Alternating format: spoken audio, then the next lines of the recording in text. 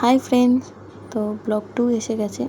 হঠাৎ আজই পিসির বাড়ি যাওয়ার প্ল্যান হলো, তো চলো যাওয়া যাক।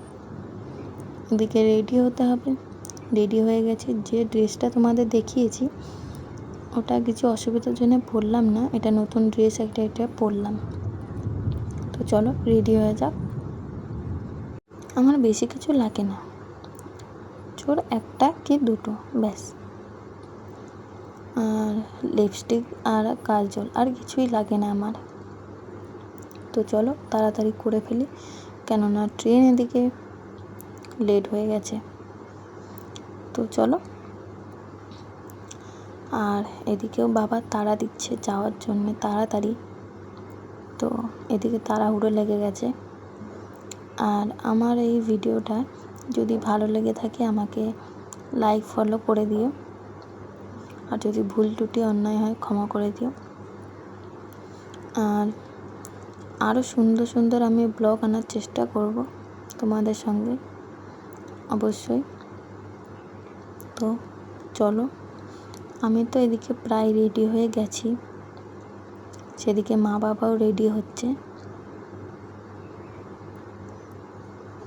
আর আরও কিছু বাকি আছে, সেন্ট মারা, আর ঘড়ি তো পরতেই হবে, আমার ঘড়ি পরতে হেভি লাগে। তো চলো, আমার তো অলরেডি বেশি দেরি হয়ে গেছে, আর হাতে একদম টাইম নেই, ট্রেন লেট হয়ে যাচ্ছে।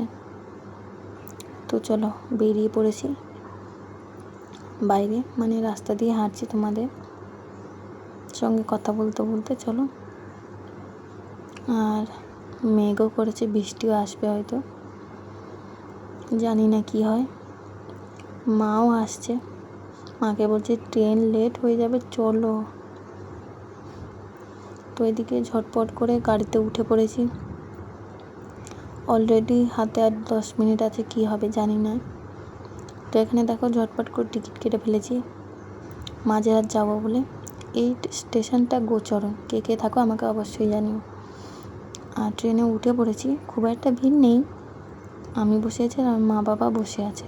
তো চলো, মাঝেরহাট যেতে গেলে বালিগঞ্জে নামতে হবে, বালিগঞ্জ থেকে বজবজ লোকাল ধরে মাঝেরহাট যেতে হবে। তো চলো, দেখো আমি বালিগঞ্জে দাঁড়িয়েও আছি, ট্রেনের অপেক্ষা করছি। তো দেখো মাঝেরহাট নেমেও গেছি, সেটা স্কিপ করে দিয়েছি, দেখাতে পারিনি। তো আমরা ভেবেছিলাম মেট্রোতে যাব, কিন্তু মেট্রো আজ রবিবার বন্ধ। তো আর কি করা যাবে, যাওয়া যাক, বাসে করেই যেতে হবে। চলো, এই যে মাঝেরহাট ব্রিজ। তো বাসের আর ভিডিও দেখাতে পারলাম না, মেয়ে আমার দোকানে চলে এসেছি কেক কিনতে, কেন আমার পিসির আজ বার্থডে। তো চলো, কেক একটাই পছন্দ হলো, কেননা কাজু পেস্তা দেওয়া আছে একটা কেক, ওই কেকটাই পছন্দ হলো। তো আমাদের এদিকে একটা আম দই খুব পছন্দ হলো, আমরা খেয়ে নিলাম। আমার মা খেতে খেতে পোজও দিচ্ছে।